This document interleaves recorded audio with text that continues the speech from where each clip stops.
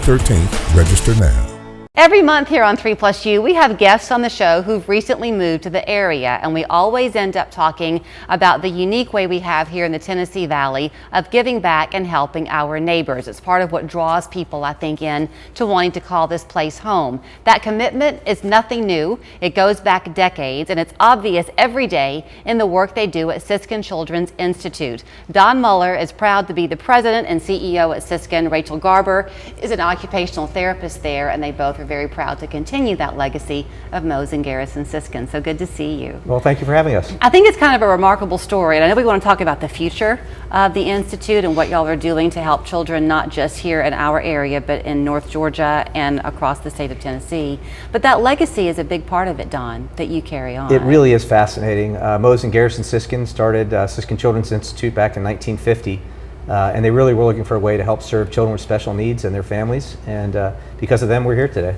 The special needs umbrella, if you will, is a pretty large one, Rachel. It's not just one type of child that you serve there at the Institute. Yes, definitely. We serve a variety of children, children with just delays, children with specific developmental diagnoses like autism, ADHD, yes.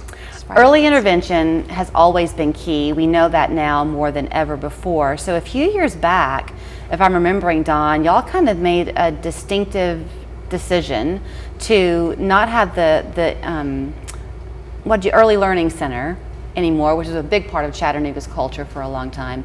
And instead you took your expertise out and you go now to Nashville, parts of Georgia, where you're meeting people kind of in their homes to help with these diagnoses. Is that right? That is 100% correct. So our core business still is down on Carter Street at the Siskin Children's Institute across from the Trade Center.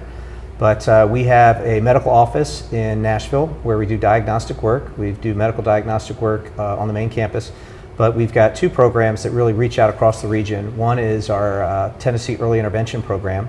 We do about 10,000 home visits a year in about 9 different counties around this area. Wow. And then we also do about 30,000 ABA, which is Applied Behavioral Analytics therapy sessions, and those are out either in homes or classrooms or wherever the child lives. Part of this uniqueness of being in Chattanooga, sometimes you don't always see the value in what's in your own backyard, but people in other parts of the state, even big cities like Nashville and Atlanta, don't really have access to the knowledge that y'all have at Siskin. It is absolutely amazing that we have 3 developmental pediatricians that work for the Siskin Children's Institute. There are only 11 in all of Tennessee, and 3 of them work for Siskin. Wow. And 2 of the ones we have are bilingual, which is extremely important when you're trying to diagnose children with speech delays that are bilingual. Right. So we're very blessed. Resources like this just don't exist in communities this size. Occupational therapy, Rachel, what does that really involve? People know physical therapy, but occupational, is that more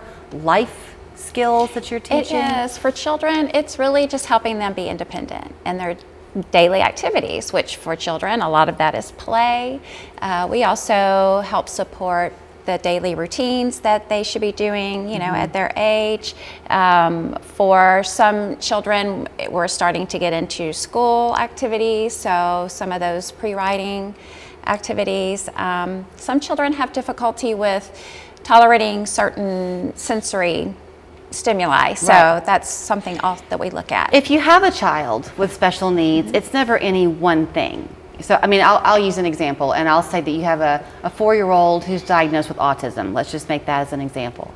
So, okay, you have the diagnosis, but now there's a full life of a child that you as the parent want to care for and nurture, and those demands, if you will, and needs are going to change as the child grows. So do y'all also help guide the parents toward what to be looking for next, kind of?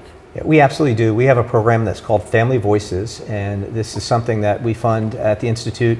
Insurance companies don't pay for it, but basically we help parents navigate from diagnosis all the way through treatment options, help them transition to school, and really navigate the roadmap of healthcare for these children throughout their lifetime. Okay, I think that's important what you said, and maybe you glossed over it, that with this fund, insurance companies don't pay for this, but y'all find a way to help offset the cost for these families, if you can? We are blessed to have an endowment that was set up by Mose and Garrison Siskin. Unfortunately, that endowment does not fully cover what we do.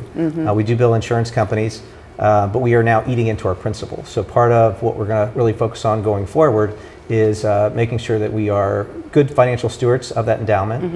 We're going to increase our foundation activities and really help raise some more money out in the community, as well as making sure that we're getting as much as we can from the government as well as the insurance companies to take care of these children. Well, then we'll let that be the teaser, and you can come back next time when you're looking for some ways for people to give back to you to help in this effort. Because if you are new to town, it truly was kind of a promise by these two brothers those many years ago to care for the children with special needs, and they've done it, but their legacy can't continue if we don't help. So I think what's important for people to know is that the demand is insatiable. We've got very long wait lists, and we try to prioritize those wait lists to get to the children as quickly as we can. But we can see as many kids as we can afford to see, and right now that's our biggest constraint. So we're going to continue to operate as optimally as we can and take care of as many kids as we can, and just serve their mission that Mose and Garrison set out. then here is how you can reach them. If you are perhaps in need of this care, go to Siskin.org. If you're in a position today to possibly help with the care they're providing, also go to Siskin.org, and you can be part of the journey. Thank you both so much. Thank you. We really appreciate it. Thank you. I'm so happy. I just put this dress on that I haven't worn in over 10 years. I just this morning made a new hole in my belt, so that was super exciting. Why are women everywhere choosing Sonobello, the advanced solution for permanent fat removal?